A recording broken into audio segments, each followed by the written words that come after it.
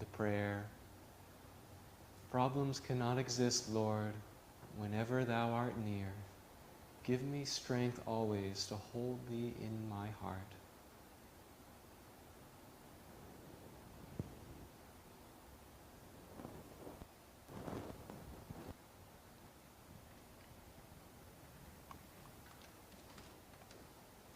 Now we'll have our reading from Rays of the... Do you have the book? Yeah.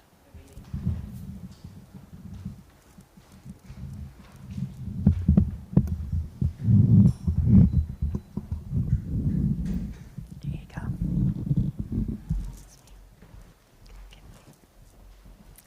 Truth is one and eternal. Realize one's oneness with it in your deathless self within. The following commentary is based on the teachings of Paramhansa Yogananda. Jesus Christ said in the Gospel of St. Matthew, chapter 10, "Think not that I am come to send peace on earth. I am not to send peace, but a sword. For I come to set a man at variance against his father, and the daughter against the mother, and the daughter-in-law against her mother-in-law. And a man's foes shall be they of his own household. He that loveth father or mother more than me is not worthy of me, and he that loveth son or daughter more than me is not worthy of me. And he that taketh not his sword unto followeth after me is not worthy of me.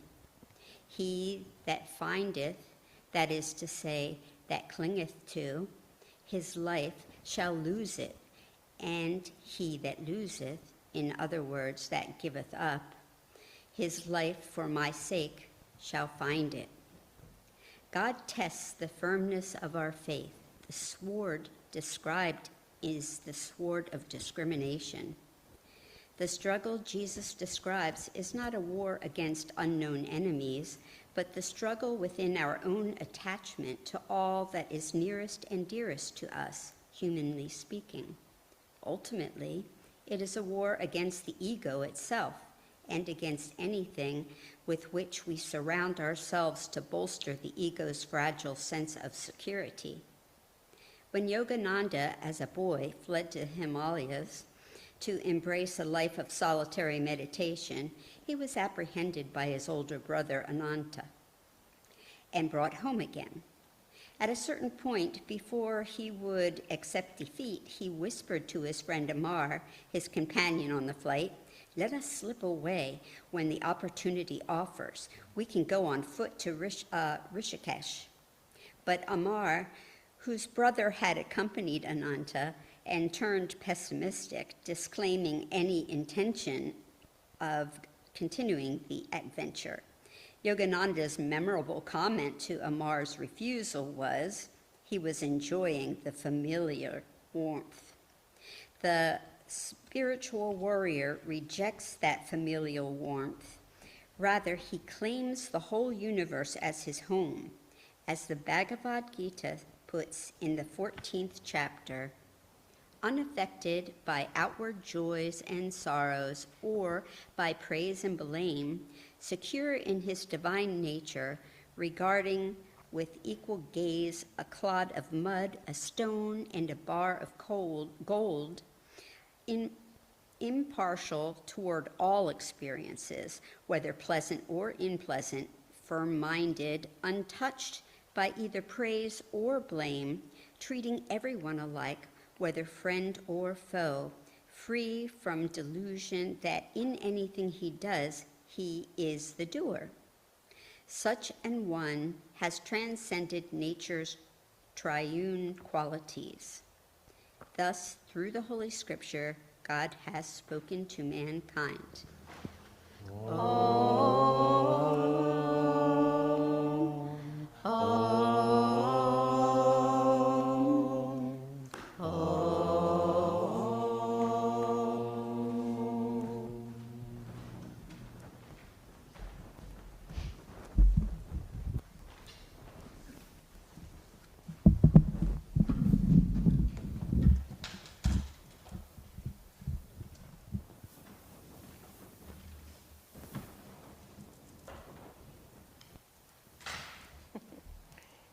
you, Janet. Is this good placement?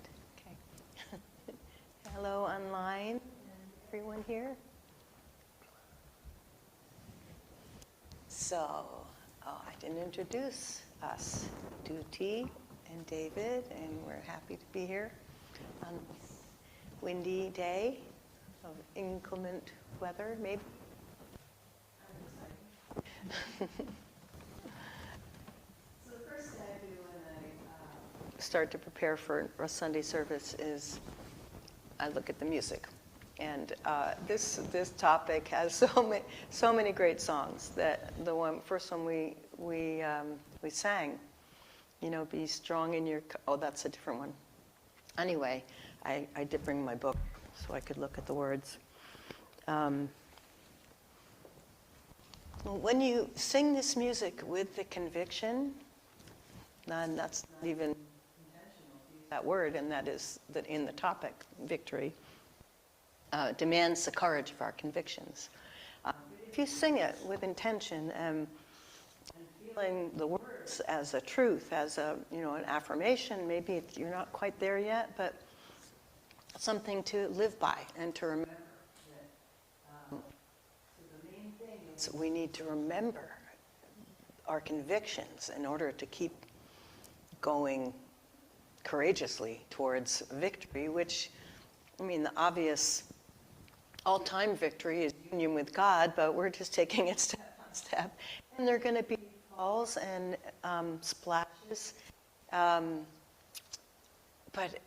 if you keep picking yourself up and keep going and remembering, this is why I'm doing this important thing, step by step, our convictions.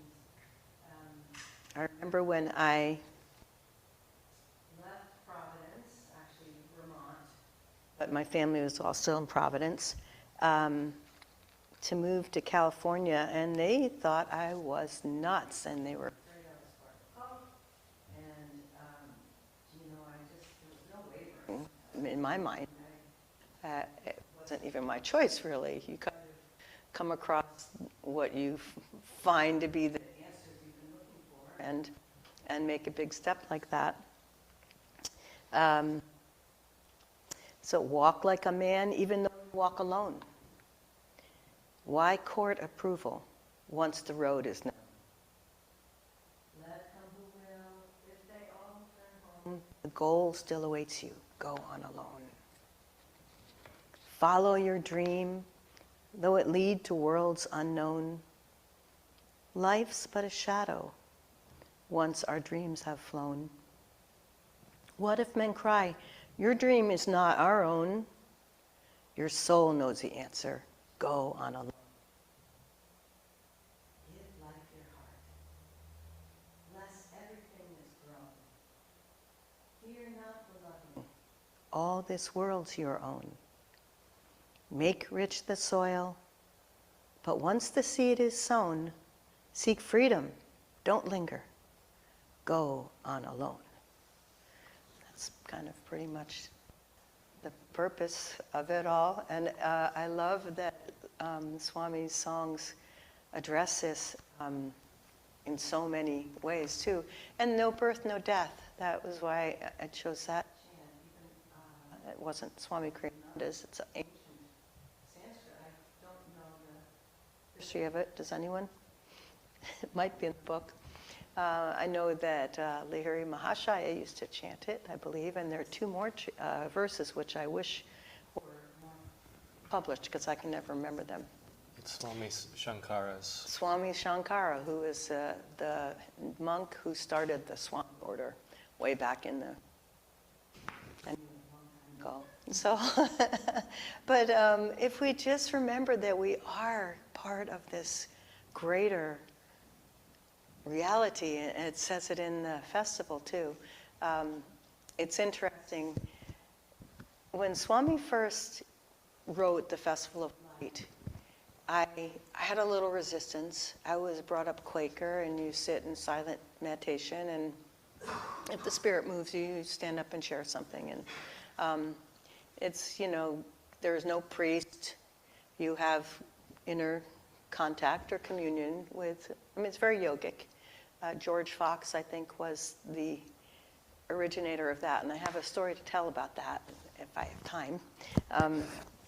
But I thought that the Festival of Light was a lot of standing up, sit down, repeat this, and it was very different than the religion that I've been raised in, and had found at Ananda, which was more yoga, silent meditation, yoga and chanting.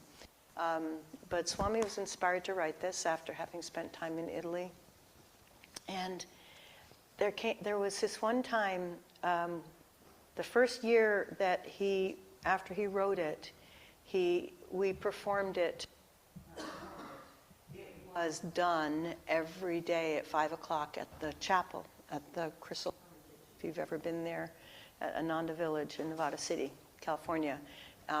It's where the tulips are, and you've probably seen pictures of the chapel.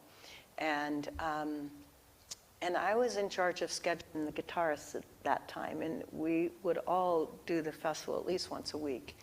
But I was taking seclusion over there, and I went to it every day. And one time someone read it in a way that just opened it up for me.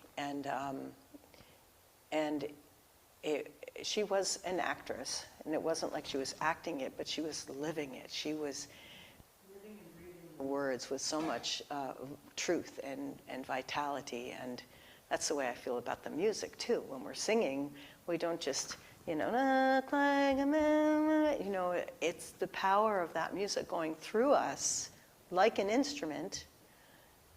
When the music goes through the guitar or through another wooden instrument, the fibers vibrate and they become sweeter over time. And so I feel that that's the way we are in our bodies. Whether it's singing, whatever it is that you happen to be a channel for that comes through you and awakens you, use that as a tool, because that creative flow is a divine gift. And speaking of which, in 2 weeks, Dana will be here, my dear friend Dana Anderson, who's just written an amazing book called Art and Spirit, Awakening Creative Consciousness. Can't remember the subtitle, but she will have a experiential workshop here on Saturday, and we'll have a special music program that evening, and she will also give the Sunday service. So you can register for that on the website, and I wasn't really intending to give a commercial break in the middle of my talk because it will be announced at the end. But just I'm just still kind of bathing in the glow of. We had 2.5 weeks with Asha, Nayaswami Asha, and also Jyotish and Devi and Dana in Italy at her academy. About 30 people from around Ananda who were musicians, poets, actors, dancers, theatrical actors, I said that. And it was so inspiring, and the purpose of it was to basically bring awareness to the importance of creativity and of being a channel. And it's not like, okay, I'm going to channel this painting. It's more just how we live our life in everything we do. Just being open to being an expression of God's will and God's grace, that divine consciousness coming through us, and not our egos. And all this ties in, I'm sure, with having the courage to to pursue your, the courage to pursue your convictions. I do want to go back to this story about George Fox and the Quakers, because I was reading up on this. I remembered this story about a woman named Mary Dyer, and I may have talked about her before, but I found out more about her. So in England in the 1600s, there were the Puritans and the Quakers who wanted to leave England because they knew they couldn't reform the church that was happening there. And so they basically were given, this area. And the Puritans were mostly in Massachusetts. But the Quakers were pretty had a lot of conviction about what they were, their message, and sharing that with people. And the Puritans did not like that. The Quakers, like I said, they believed that you didn't need a priest. You had actually direct contact through silent meditation and attunement, really. We're talking about attunement in the instruments and attunement in our, in our lives. So Mary Dyer she had been a Puritan, and then she started getting these other beliefs, the Quaker beliefs, and they did have, Rhode Island was a haven for the Quakers. Roger Williams welcomed them, but they were treated like the way we treat certain religions now, with great fear and disdain, and not we personally, but the world has suspicions about certain religions. But she kept going back across the border because she was trying to help people. And she had children. She had like 8 children. And when I first, was thinking about this topic, that's the first story that came to my mind, because it's hard for me to fathom how someone could have that much. And she wasn't insane. I read some of the things she said at the end. She said, "This is God's will. If you're going to execute me," she was executed after a few other tries where she got, her husband came and got her off, right in the nick of time. But then she went back, and they said, you don't belong here. You're evil. We need to kill you. So that kind of courage is really quite astounding and inspiring to think. Hopefully we won't have to be tested in that way. And we are sensible, and we know in our hearts what is right for us, and whatever that is, don't let someone try to, sway you. There was one other song that wasn't on there. I'm just going to read it because, again, I love the words on this topic. Dare to be different, dare to be free, dare to roam far like wind on the sea. Fly like a gull, soar high on the air, be strong in your courage when others despair. Never in anger, never in haste, go without pride, be never abased. Freedom is yours if freedom you give, to all give it freely, in freedom you'll live. Mountains that stand up tall to the sky tell us no dreaming is ever too high. Dare to climb boldly, brave that high peak. You'll never know failure if bravely you seek. So that's the message. Go forth with courage and strength, and remember why you're here and what the focus is. Okay, we have our offering now.